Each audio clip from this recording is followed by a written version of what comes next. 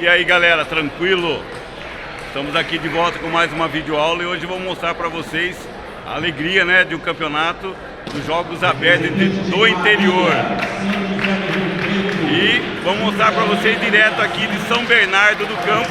Você que nunca participou de campeonato, você que joga na sua escola, você que joga no seu condomínio, você vai ter uma noção de como funciona um campeonato desse nível aqui, ó. Dá uma olhadinha para vocês terem uma base mais ou menos de como funciona um campeonato de alto nível, com jogos abertos, onde reúne os melhores jogadores que já disputaram jogos regionais, classificaram e agora vieram para o jogo, que é uma fase, praticamente uma fase estadual, né, dos jogos de tênis de mesa.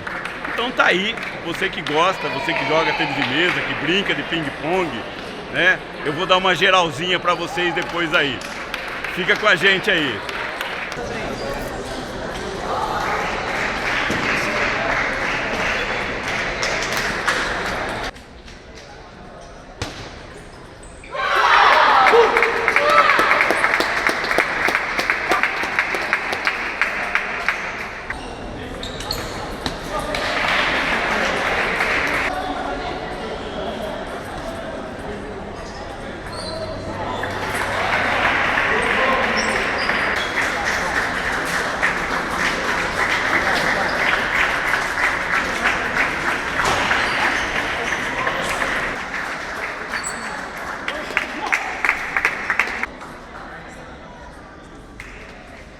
Poxa!